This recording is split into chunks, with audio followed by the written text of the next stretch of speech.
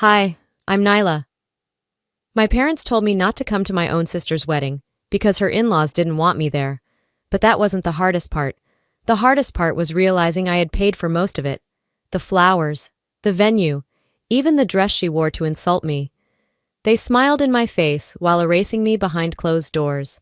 So I did what they never expected. I stopped funding the fantasy. But how do you walk away from a family you built your whole life around and still live with yourself? The message came through just as I was pouring coffee into a chipped ceramic mug. I didn't check it right away. Thought maybe it was another appointment reminder or an automated confirmation from the grocery app. But when I finally picked up the phone, the words on the screen hit me like a slap across the face. Don't come to Luna's wedding. Travis's family doesn't want you there. No, hey, no sorry. Just that. Short, clinical, and very much on brand for my mother. I stared at it, rereading, thinking maybe I'd missed context. Maybe there was more. But that was it. Just one line that turned my stomach. The room was still. My coffee cooled untouched beside me. The early spring breeze drifting in through the kitchen window couldn't even cut through the silence that wrapped around me like a vice. I didn't reply. Not at first.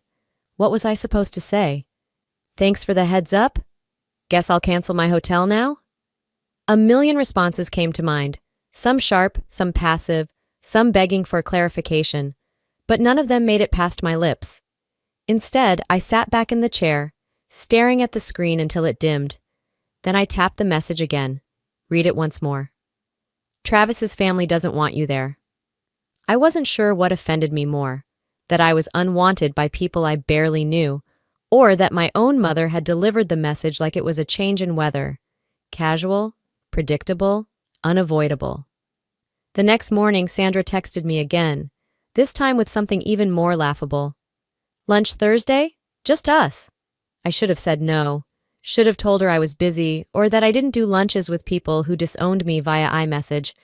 But something in me, maybe foolishness, maybe the urge to look her in the eye, made me text back. Sure. We met at a little cafe on 12th South.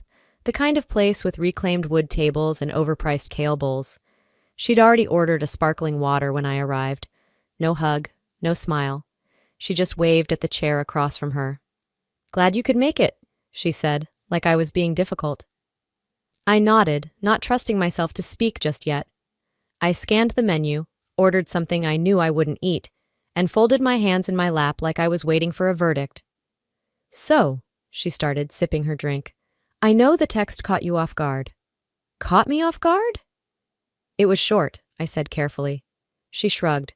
I didn't think a long explanation would help. I could feel the heat rising behind my eyes, but I kept my voice steady. Help who? You? Luna, Travis's parents? Her eyes narrowed slightly. You always make things about you, Naila. That's exhausting. There it was, the first knife. I'd known it was coming. I leaned back. I was the one uninvited. I think I'm allowed a reaction. Sandra didn't flinch. She just pushed her napkin around her plate. Travis's family is very traditional. They have expectations. Luna didn't want drama. Right, I said. Because excluding your sister is the definition of peace. She gave me that look, the one she'd used since we were kids, the one that said I was overreacting again. You and Luna are very different people. She fits in better. I don't remember paying the bill. I know I did because I found the receipt later in my bag, crumpled like a forgotten insult. But the entire second half of that lunch was a blur.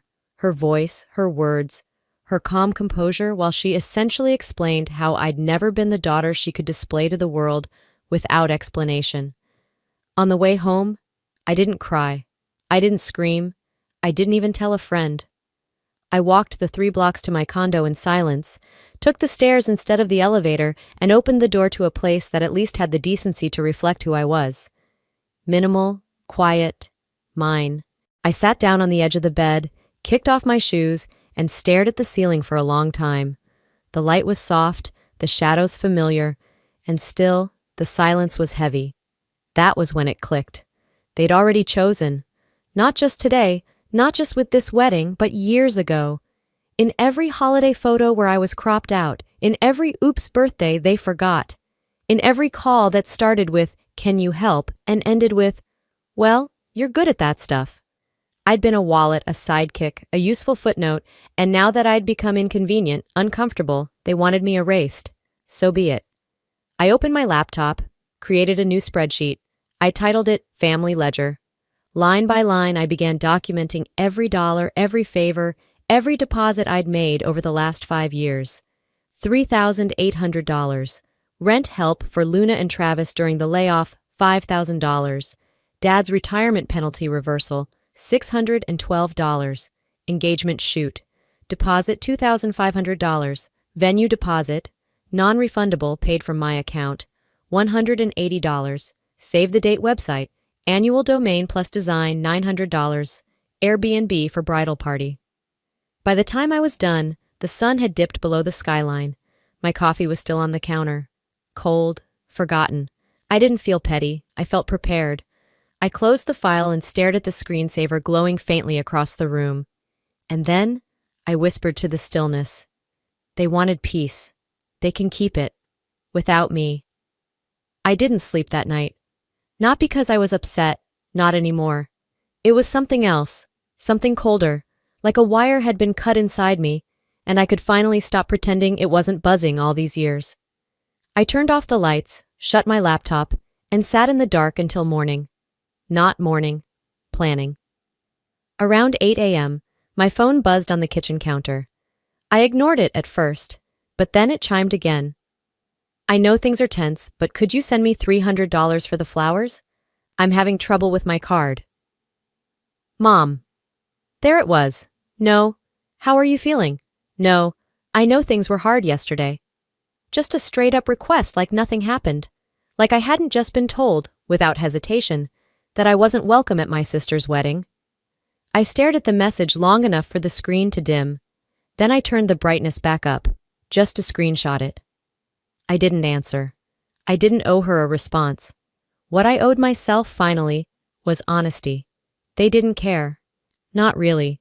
Not about what they took, or how often they took it, or how it made me feel like an afterthought who should just smile and write the check. I set the phone down and made myself a cup of coffee. This time, I drank it hot. Mid-morning, I opened the family group chat out of habit.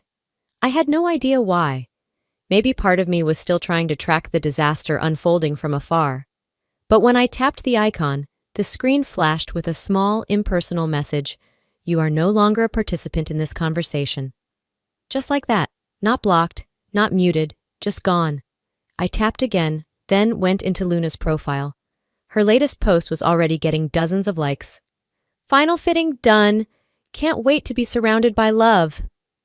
Smiley faces. Hearts. Sandra commented, So proud of you, baby girl. Glenn dropped a thumbs up. Travis's sister posted a string of pink dress emojis. One of Luna's bridesmaids replied, OMG, it's going to be perfect.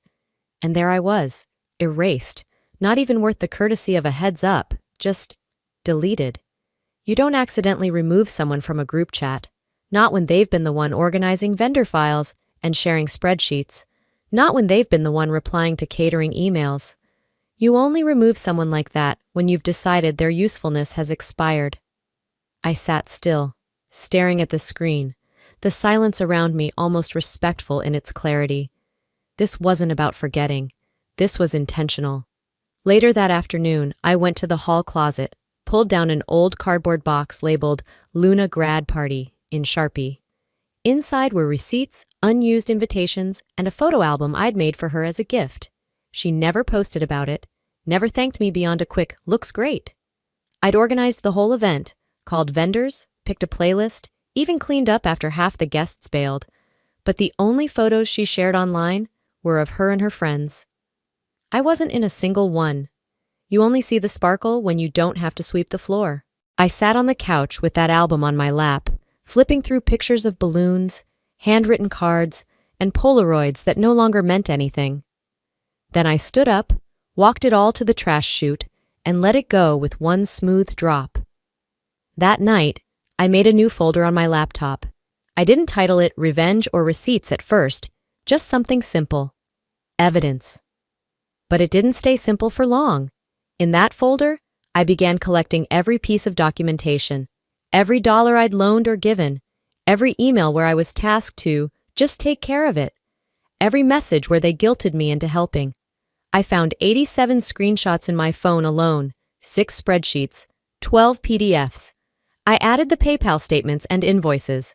I saved the WhatsApp voice notes where Luna joked about how I'd pay for anything if they made it sound urgent. I renamed the folder. Enough. It wasn't rage. It wasn't grief. It was something more dangerous. Precision.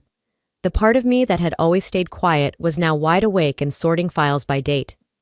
The next morning, I didn't answer the texts, didn't like Luna's post, didn't send the flower money. I started backing everything up to 2 cloud accounts and a secure drive. If they wanted peace, they could have kept it by not turning me into their backup plan. And if they thought I'd just walk away without a sound, they forgot one thing. Silence doesn't mean weakness. It means I'm building something stronger. The next morning came without sunlight. The sky hung low and gray, like even the weather wanted to stay quiet around me. I'd barely slept, again, but my mind was sharp, almost unnervingly so. There was no fog, no hesitation, just focus. I poured myself a cup of black coffee and sat at the small desk in my bedroom, opening a blank spreadsheet like I was stepping into a courtroom with myself as the only witness, prosecutor, and judge. The title at the top of the document read, Unpaid Debts, Emotional and Financial. I started slow. Wedding website, $245 Airbnb for out-of-town guests, $783. Luna's emergency rent, October, $3,800. Deposit for rehearsal dinner, $1,250. Canva Pro subscription they used, $119. Bridal shower decorations, they never reimbursed, $392. Spa booking for Luna and bridesmaids, $680. It went on. Page after page. No tears, no frustration, just data. Clean, brutal facts. Every time I'd helped without being asked. Every time I'd been asked and didn't hesitate. And every time I'd been dismissed afterward like I'd simply filled my role. By the time I reached line 43, I felt calmer than I had in weeks. I wasn't spiraling. I was documenting. And that meant something. That afternoon my phone buzzed. I didn't recognize the number, but I picked up anyway. Naila, Mom's voice. Calm, too calm. We're having dinner tonight, just family. To talk, no judgment. I hesitated. She added, Luna will be there, and your father. It would mean a lot. I wanted to laugh. Instead, I said, where and when? 6:30, at the house. I showed up in a navy dress shirt and dark jeans. Simple, intentional. I didn't bring anything, not even a notebook, just my presence. If they were going to ambush me, I wasn't going to give them the satisfaction of thinking I came ready for war. The table was already set when I arrived. Luna and Travis were seated, side by side like magazine models. Clarice and Jerome stood in the corner, whispering. My parents sat at each end like this was some kind of mediation. No one smiled.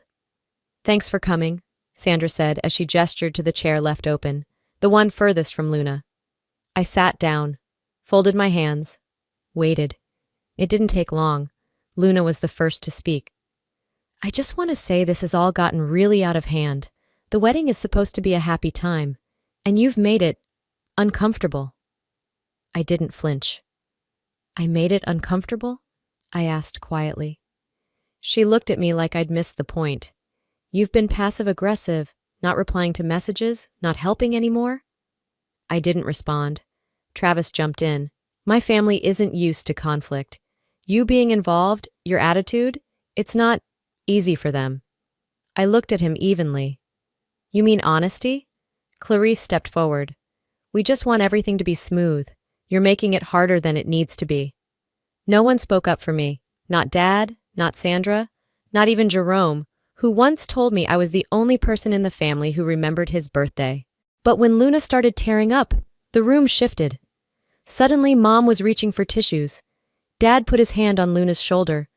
Travis leaned in and whispered something only she could hear. Clarice glared at me like I'd broken something precious. No one asked why Luna was crying. No one asked what I had gone through. I sat there looking at the plate in front of me, untouched. A salad I didn't order, with a vinaigrette I didn't like.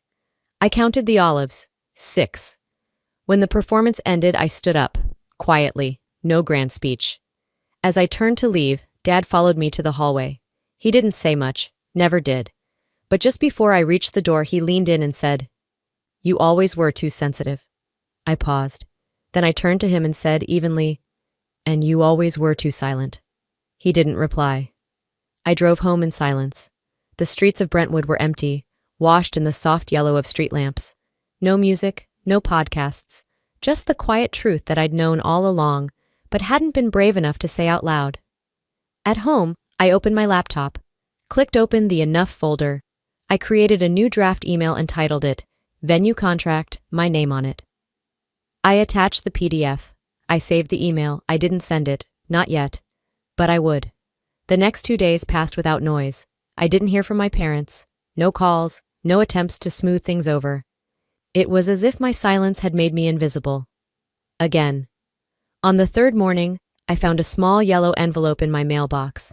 No return address, no markings, just my name, typed and taped across the front. I knew it wasn't junk. The weight of it felt intentional. Inside were printed screenshots, dozens of them. Not emails, not receipts.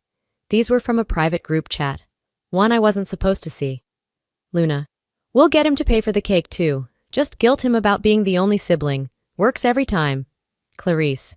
"He's not even invited. Problem solved." Jerome. "Wait, he's still doing the website? That's wild." Luna again. "He's too nice. It's pathetic." And just above all that venom, there was a sticky note in unfamiliar handwriting. "You deserve to see this. T." I didn't need to guess who T was. Only one person had ever called me after I left a family gathering early and said, "You don't deserve what they do to you." Therese, my cousin on Dad's side, always quiet, always watching. I hadn't spoken to her in months, but now she was speaking in the clearest way possible. I stared at the printouts, hands steady, breathing measured. My name wasn't in the chat, not once. I wasn't tagged, I wasn't asked about. I was just the bank account with a pulse, the person they kept on standby until they no longer needed me. I scanned the last screenshot. It was Clarice again. "He's dramatic. I mean, come on. It's not like he's family. And that one stung more than I expected. I walked over to my desk, slid the envelope next to my laptop, and opened a new folder titled Contingency. Then I sent Travis a message. "I received something. I think you should see it." He replied within minutes. "You always twist things. You made my mom uncomfortable from the start." No pause, no curiosity, no, "What is it?" Just blame. Wearing black to brunch? Questioning the flower cost? You never know when to let things go. You always turn stuff into drama, again. I stared at the screen, blinking slowly. I hadn't expected an apology, but I thought, naively, that the proof might spark doubt. Instead, he defaulted to the family line. "You're the problem. You always were." I didn't reply. I grabbed my keys and drove to the grocery store. Not because I needed food. I just needed air, motion, distance from the walls that had been listening to me scream inside for years. I parked under a flickering streetlight and sat there, the engine still humming. In the quiet, I remembered a night 4 years ago when Luna called me crying about her rent being overdue. Travis had just lost his job, and they were 3 months behind. Their landlord had threatened eviction. I wired $3,800 within 10 minutes. No questions asked. Back then, I called it love. Now I realized it was utility.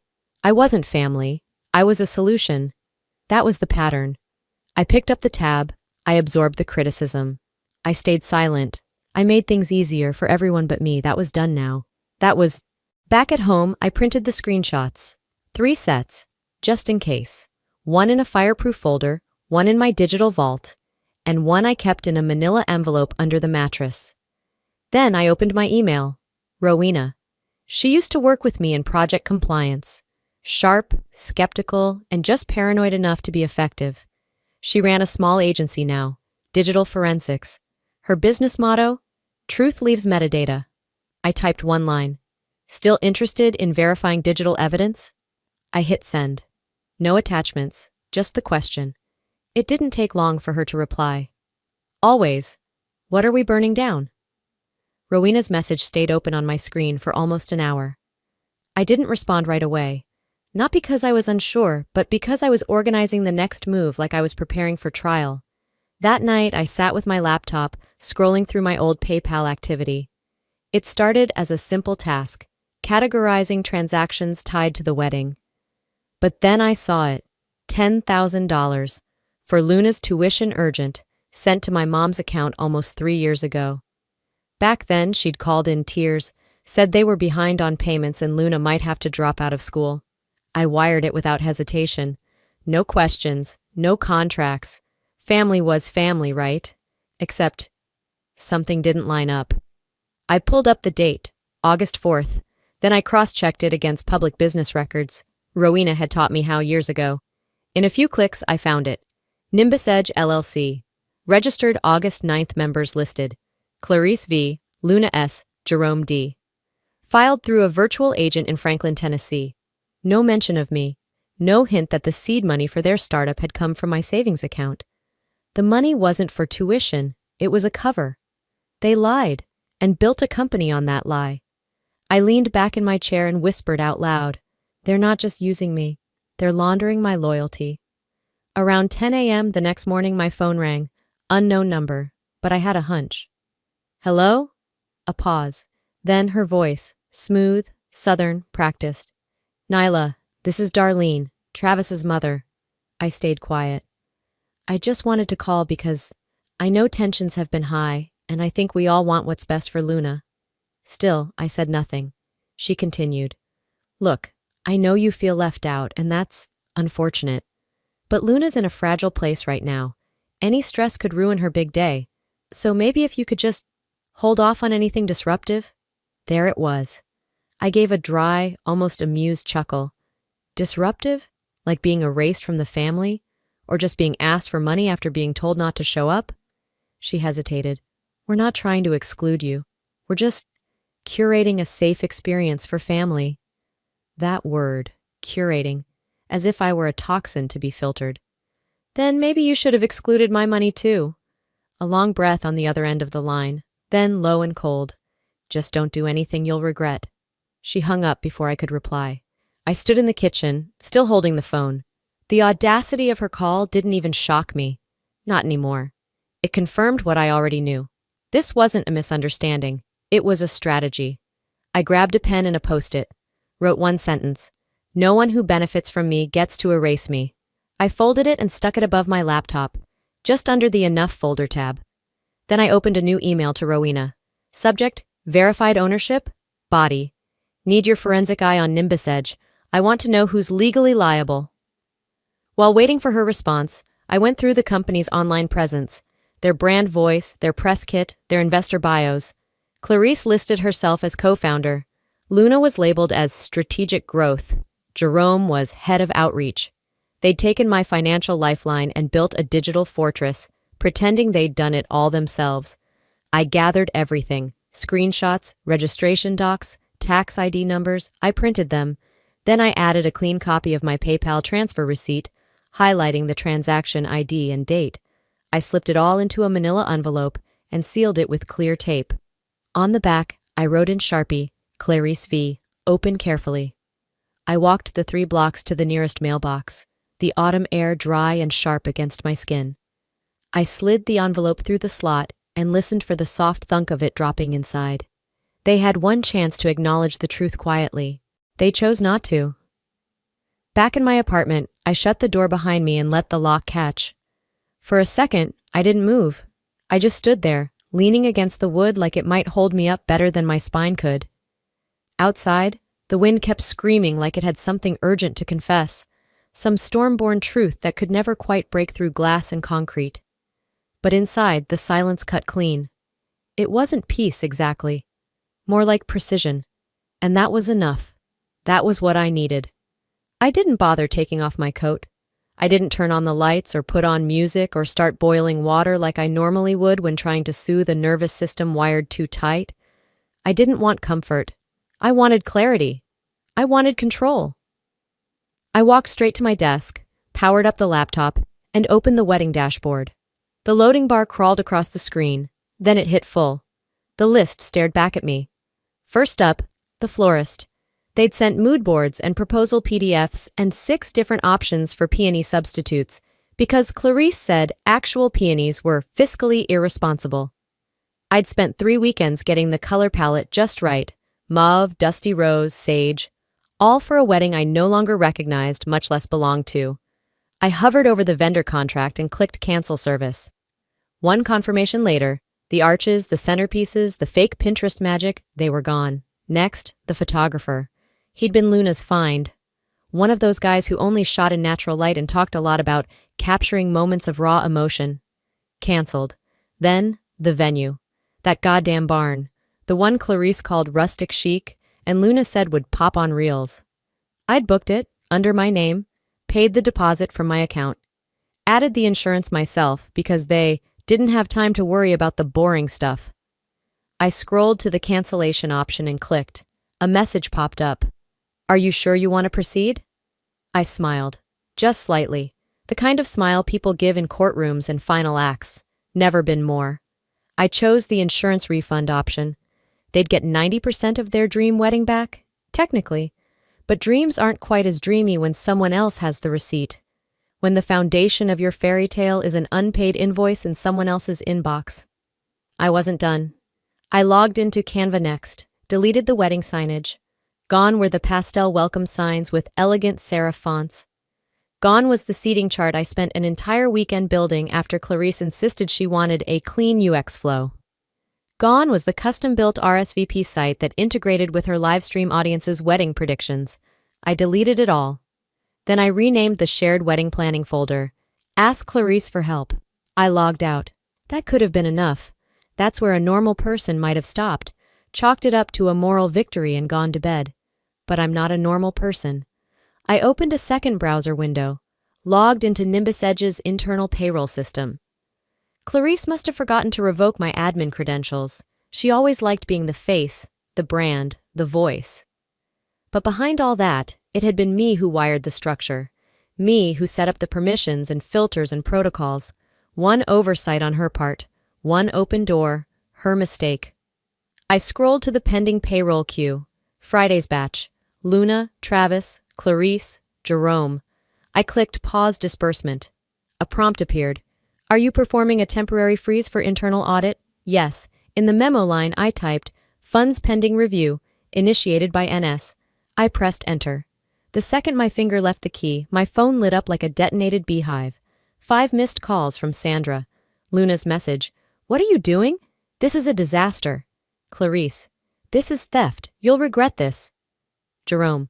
Are you serious right now? This is illegal. I turned the phone face down. Then I made tea.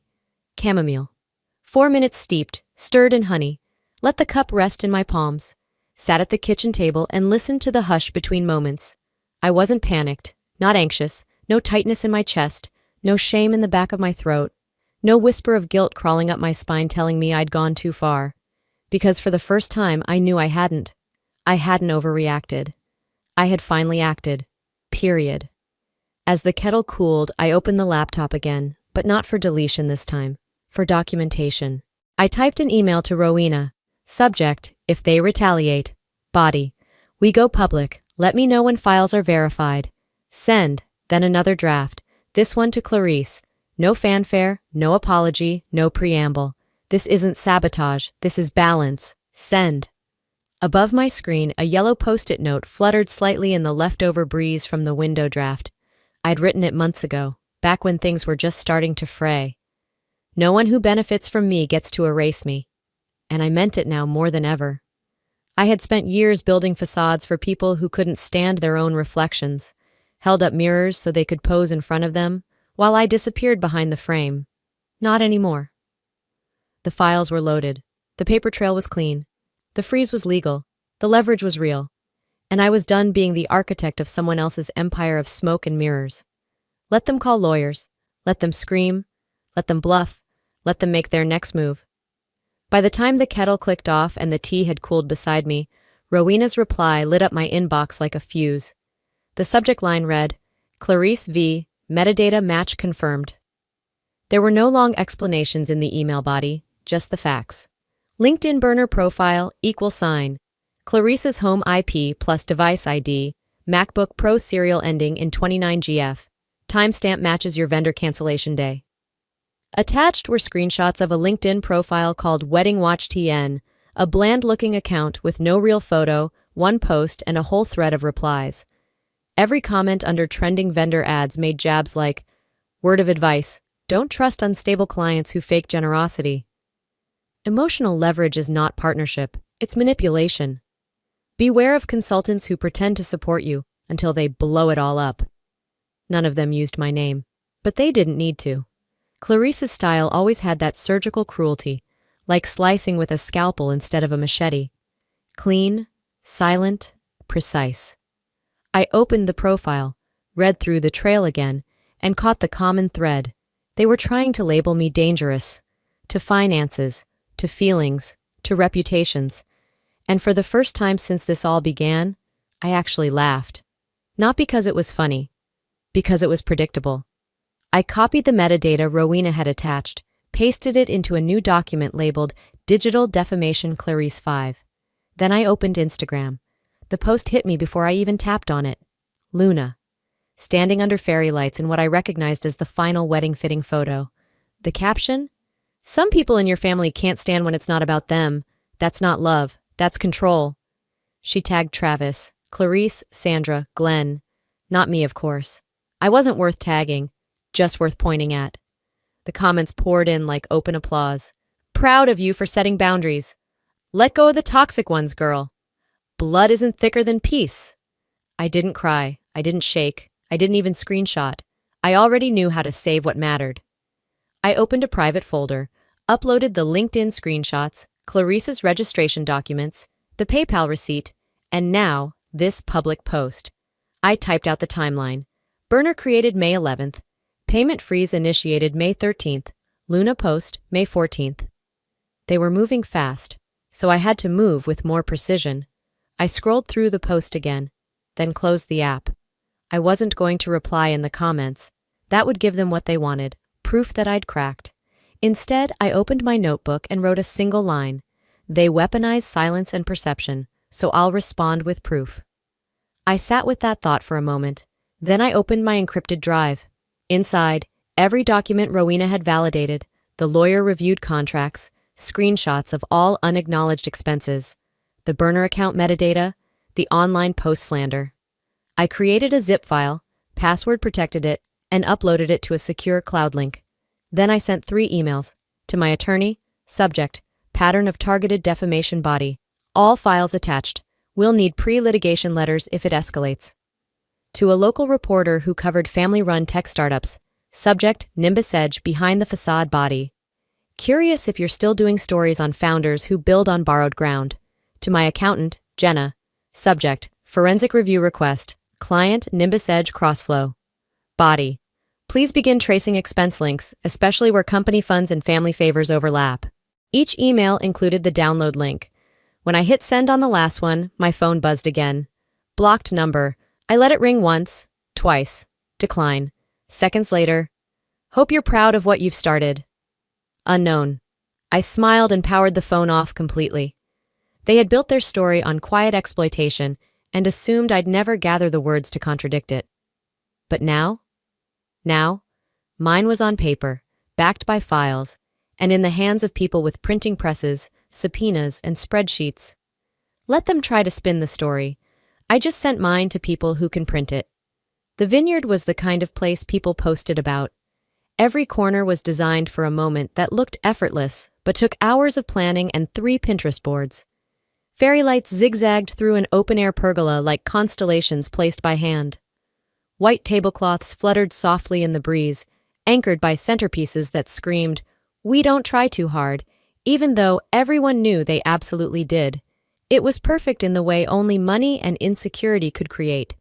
It was curated perfection, a living photo op, and it made my skin itch. I parked far enough from the main entrance that no one would see me arrive, just a line of hedges between me and the event. 1 breath, 2. I slid the flash drive into the inside pocket of my coat, next to the folder already prepped with documents. Cold metal, warm fabric. I liked the contrast. It grounded me. I stepped onto the crushed gravel path. The crunch beneath my boots didn't match the carefully chosen background music floating from inside the tent. It didn't belong, and neither did I. A few heads turned, uncertain. The maitre d' had just spotted me, his steps quickening toward my direction, likely to ask if I had a reservation. But I kept walking, straight past him. That was the point. No one expected me. And for once, that worked in my favor. Inside the rehearsal dinner tent, the atmosphere was aggressively elegant. Soft jazz floated from a live quartet. Candlelight flickered on crystal wine glasses. There was a rhythm to the evening, laughter in carefully timed bursts, conversations that only dipped so deep before returning to safety. The entire scene was polished to the point of parody. At the head table stood Luna, dressed in champagne satin, surrounded by Sandra, Clarice, and Travis. They looked like a lifestyle ad. They weren't laughing anymore. Their eyes followed me as I crossed the floor. I didn't nod, didn't smile, didn't give them the out of pretending this was just awkward timing. I walked directly to the center table, reached into my coat, pulled out a small black Bluetooth speaker. I set it down on the linen and pressed play. "Excuse me," I said calmly. "No anger, no theatrics, just volume, sharp and deliberate. This will only take a minute." The room quieted. Clarice's voice came first, clear and dripping with disdain. "He'll pay. Just guilt him. He's stupid when he thinks he's helping." Then Travis, with a sneer that sounded like it barely required effort. "She creeps me out. She's always watching like she's about to write you up." And finally, Luna's voice, low and falsely reassuring. "She won't be at the wedding. Trust me, I'll handle it." A wave of gasps rippled through the tent. Plates stilled mid-bite. Forks froze. Sandra's napkin hung limp in her hand. Glenn looked like he'd been shot and didn't know where the bullet came from. And the string quartet, bless them, stopped playing mid-note, bowstrings caught in the air. I stood still. Let the silence afterward ring out longer than the audio itself. Clarice found her voice first. "That's out of context." I turned to face her. "The context is this. You built a business with my investment, my strategy, and my time. You grew your status off my silence, and then you tried to erase me. From the company, from this wedding, from my own family." She opened her mouth, then shut it again. I pulled the folder from my coat next and walked it over to Zach, Travis's best man. More importantly, the only person in this entire circus who wasn't tied to anyone by blood, marriage, or money. Neutral ground. "This is for you." Inside the folder were receipts totaling $11,438.22 transferred from my accounts to Sandra's and Clarice's, categorized as consulting expenses and marketing reimbursements, wire logs dating back 18 months. A screenshot of Clarice forging my digital signature on a business agreement, and a notarized summary from Rowena's firm, verifying the entire chain of digital evidence, time-stamped, IP traced, metadata locked. Behind me, a clear voice spoke. Kristen, standing tall, wearing her corporate badge with just enough visibility. She was real authority in this room. Her calmness was louder than any scream. "Files have been authenticated, metadata verified, this wasn't edited." Clarice went pale. Luna's lips parted, then pressed together. Travis stood, but said nothing, just looked trapped in a conversation his charm couldn't talk him out of. Zach looked down at the folder, then back up. "I'm calling off the wedding," he said, quiet but clear. Then the room imploded. Luna let out a scream, high-pitched, sharp, and real. Nothing curated about it. Sandra finally dropped the napkin and covered her mouth. Clarice spun and stormed out like the tent had burst into flames. Glenn trailed after her, not saying a word. Travis moved to grab Luna's hand, but she slapped it away, her mascara already running. And I didn't wait for applause.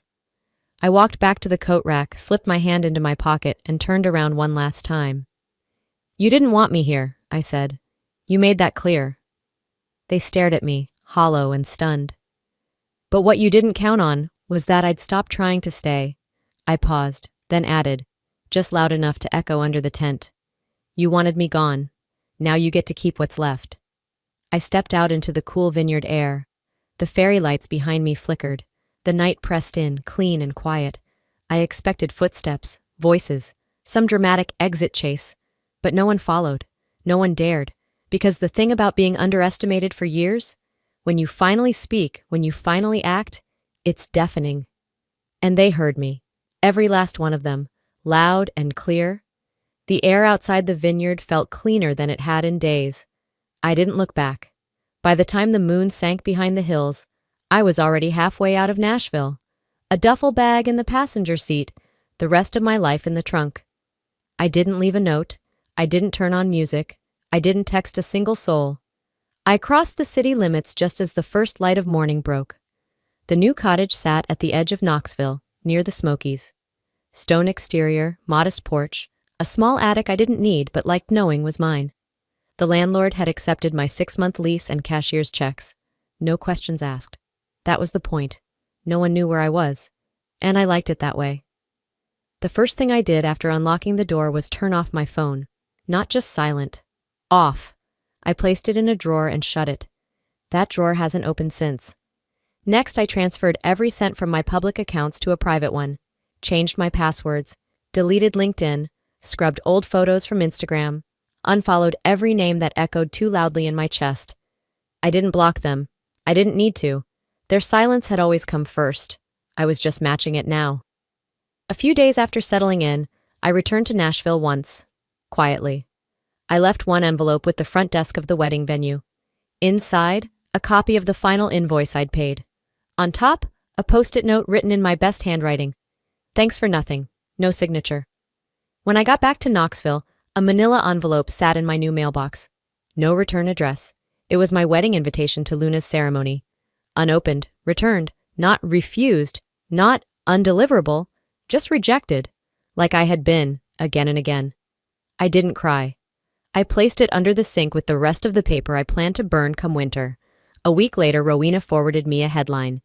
Tech startup Nimbus Edge under financial audit after anonymous tip. Below it, a subheader. Founder Clarice V. declines to comment. I didn't forward it. I didn't save it. I just read it once and closed the tab. Sandra called again, then Glenn emailed. Subject: we should talk. Please. I didn't reply. There was nothing left to explain. I spent my days differently now. Most mornings, I volunteered at a historical archive on the edge of town, cataloging letters, cleaning dust from postcards written in the 1800s. Stories nobody remembered, but someone had once cared enough to keep. Some afternoons, I made tea and sat on the porch, listened to birds I didn't know the names of, watched the sun trace slow, deliberate lines across my little patch of sky. They didn't know where I lived. They didn't know if I was okay. And for the first time, I was. I didn't need closure from them. I needed peace. And this quiet, unfamiliar life I built alone? It wasn't loud, but it was mine. No one had power over it. No one could touch it. And every silence that used to cut me, now it felt like a boundary, like breath, like home. This box does not accept apologies. And the silence I hear every day now, it finally sounds like mine. Before I go, let me leave you with this. Sometimes the loudest act of love is choosing yourself. For too long, I mistook loyalty for silence. I believed being the helper made me valuable. But love that requires you to disappear is not love. It's control dressed in tradition. And family that only embraces your sacrifices, but never your boundaries, isn't family. It's an audience. I didn't burn bridges. I built a door. And if you've ever felt like the too much in someone else's story, maybe it's time to write your own. So let me ask you, have you ever had to walk away from the people you love just to protect the peace inside you? Or maybe you're still standing at that line, wondering if it's okay to leave. Tell me in the comments, where are you watching from? What part of this story hit home? Or just drop a 1 if this made you feel seen. If you didn't like the video, I still want to hear why. Let's keep the conversation real. And if you want more stories like this, raw, honest, and full of heart, subscribe to the channel so you don't miss what's coming next, because your voice matters. And sometimes, hearing someone else's story helps you tell your own.